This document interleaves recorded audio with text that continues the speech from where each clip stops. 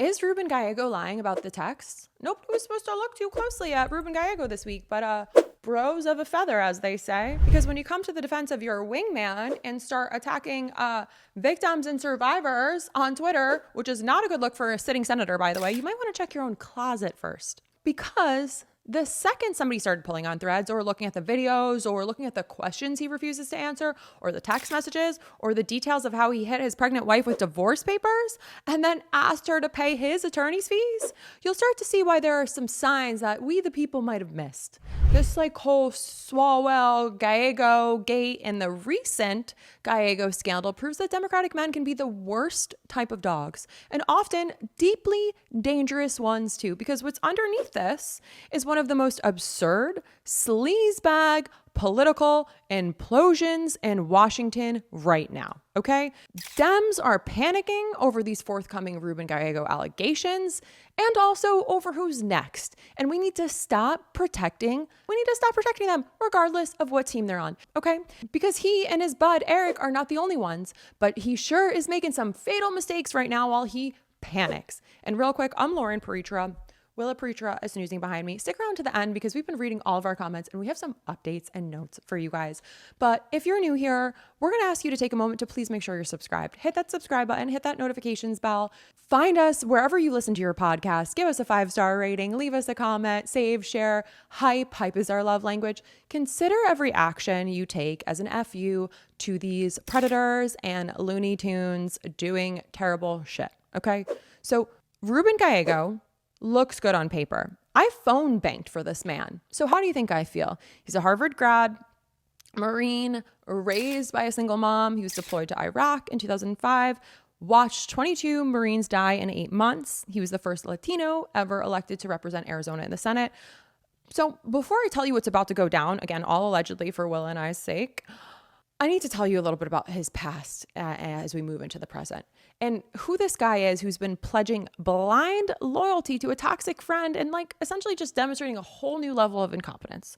So let's start back at the top in the 2010s. Stick with me. This matters, okay? Ruben Gallego filed for divorce from his then very pregnant wife, Kate, in December 2016. The same day he moved to seal the court records, Kate appeared blindsided. She denied in her February 2017 response that the marriage was irretrievably broken. Gallego also sought to have Kate pay his attorney's fees. She supposedly countered him, asking him to cover hers, but his move first. The divorce was then finalized in April 2017. This matters. And again, this is based on information available in an article in the Washington Free Beacon. And here's what it says about the timeline. So after the divorce was finalized in April 2017, Gallego claims he met Sydney Barron, who was 25 years old at the time, 14 years his junior, and they met at a congressional baseball game. It's unclear if she was a staffer or a lobbyist or worked somewhere on the Hill. But they met just over a year later, so around mid-2018, allegedly. And this article hits at some inconsistencies in his own account. He says he proposed in February 2019, only approximately 8 months after supposedly meeting her. They were legally married in December 2019, but then announced their engagement on social media 2 months later in February 2020, suggesting that they might have kept the legal marriage quiet. They held a formal wedding in Puerto Rico in April 2021. Hold on to that one, okay? So the article doesn't explicitly allege he was involved with Sydney during his marriage to Kate, but the timeline and framing and serving divorce papers to his very pregnant wife, very pregnant, very blindsided wife, then appearing with a much younger woman really quickly raises some pretty interesting questions. And it looks like there's some implication that might be implicating there. The article doesn't provide direct evidence of an affair, which we know is difficult to do. But hey, that part, let's just say it remains speculative. And the circumstances definitely paint an unflattering picture either way. So now here's where we need to jump ahead for a moment. November 2025. A 25-year-old then leaks Gallego's private text messages. He's complaining that the party won't let men be men. A lot of locker room talk, if you ask me, and that women aren't hot enough. That Dem women look like Dem men and Dem men look like women. This is a man who follows me, by the way.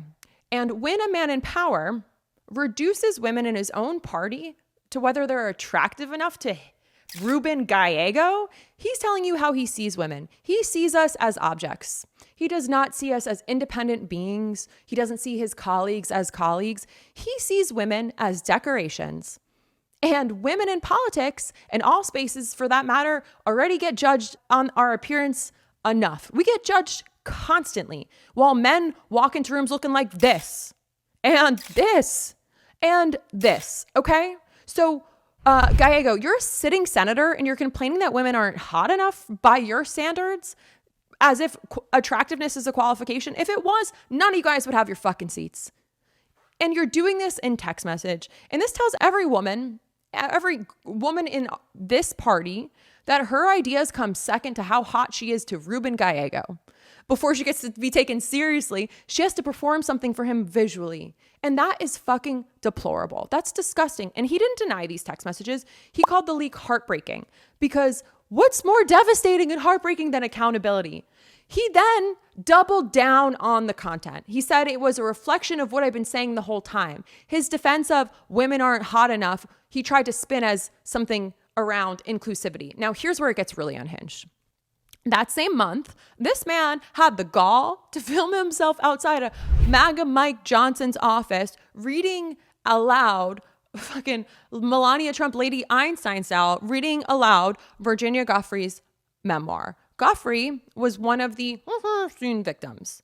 And this man is at this moment besties with Swalwell. And we all know how that's playing out. And if you don't, you can skip back an episode or two. This man is performing a theatrical performance, a table read of outrage on behalf of trafficking victims. And he's doing it outside of MAGA Mike's office while his best bud is also doing up to some fuck shit. But he's too stubborn to fall on his sword or, God forbid, learn a lesson. And that's when another detail shows up in the form of Eric fucking Swalwell. And so real quick on the bromance between them, when two men are besties and colleagues, they get familiar with one another. I think I have over the years known my colleagues very well. And you can observe what's normal behavior for them. You can pick up when they're feeling down, when they're feeling good. It becomes pretty easy to notice when something is off. And there's the whole thing, we talk about pattern recognition here. And I don't think we have to overthink too much on this. If you're spending a lot of time together in and out of work, traveling together, Puerto Rican weddings together, when one of them starts acting differently, usually in a bestie situation, one of the besties can pick up on that pretty quickly because it doesn't match what you've come to expect from them. Gallego chaired Swalwell's 2020 presidential campaign, and he called their friendship as close as it gets.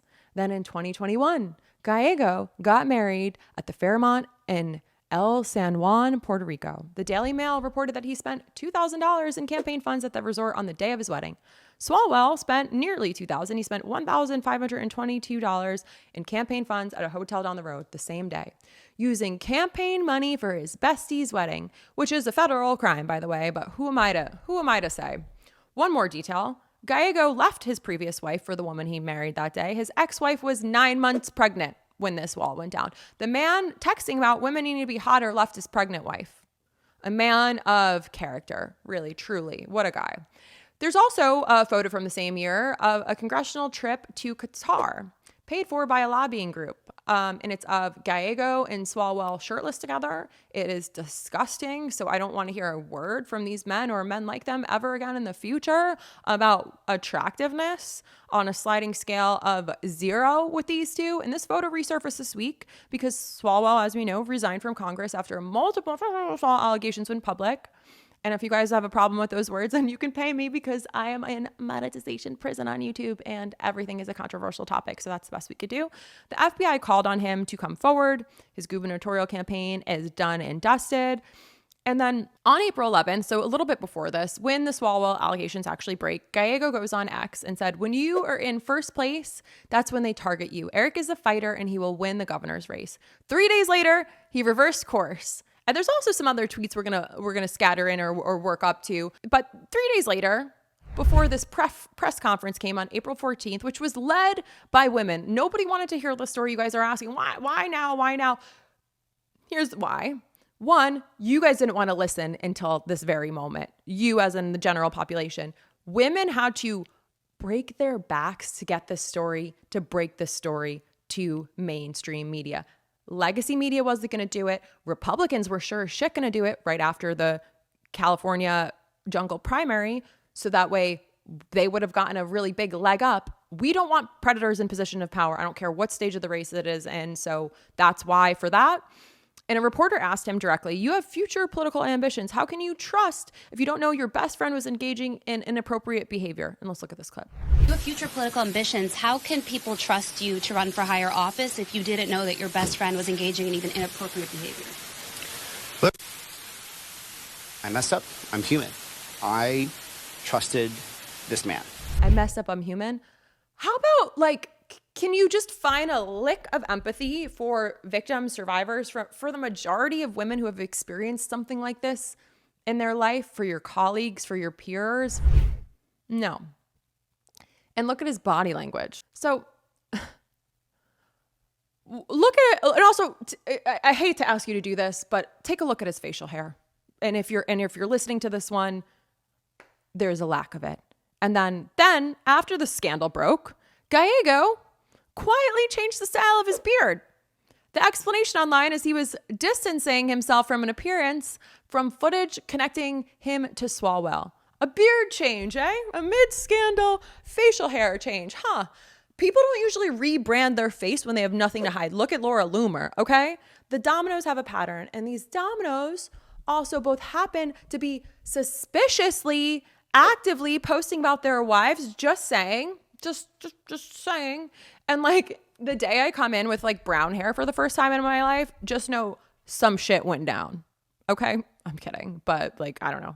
It would be fucking weird. It'd be a cold day in hell. So Swalwell resigned on April 15th, same day as Representative Tony Gonzalez, who admitted to a sexual relationship with a staffer who died by.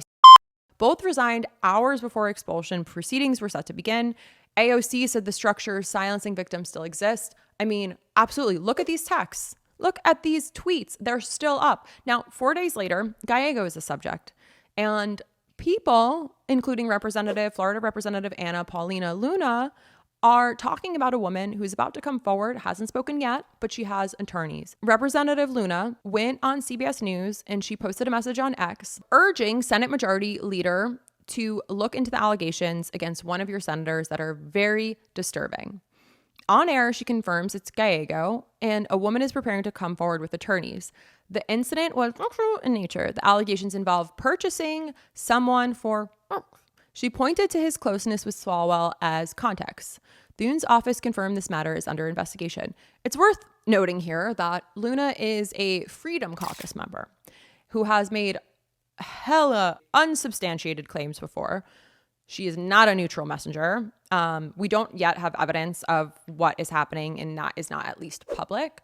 Gallego's office called it a right-wing conspiracy theory being parroted by a fringe far-right member of Congress.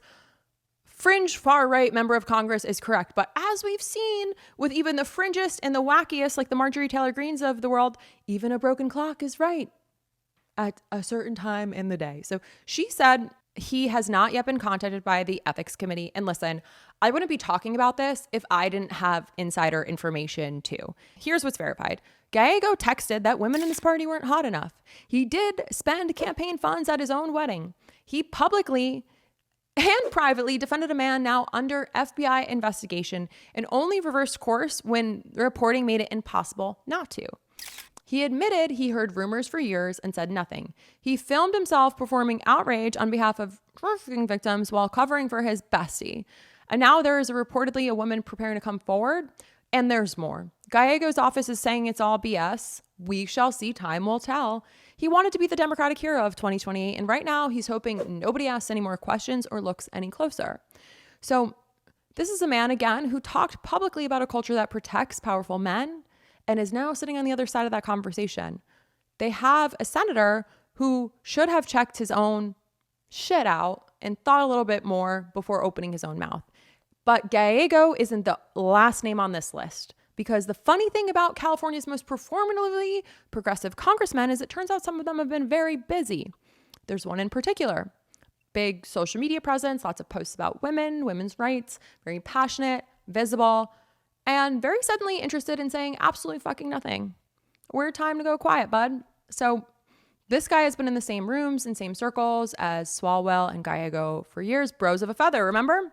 So when women with attorneys start talking, the receipts aren't going away. I'm going to say his name when it's time. He has a good idea of who he is. Right now, all I can say is I've been contacted by friends who have been contacted by reporters who are asking questions from very credible outlets with very credible information. The next name isn't trending yet, aside from in certain group chats. It's going to hit your feed soon. So make sure you're subscribed, continue to follow along.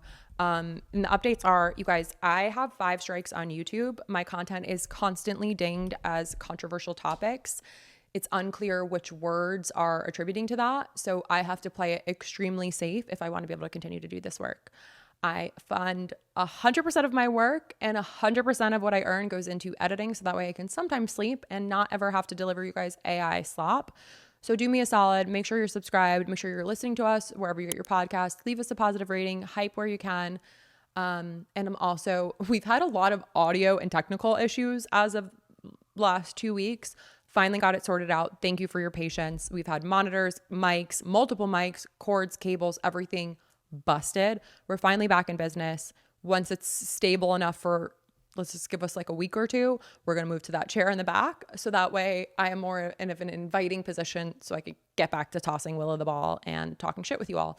So thanks for being here.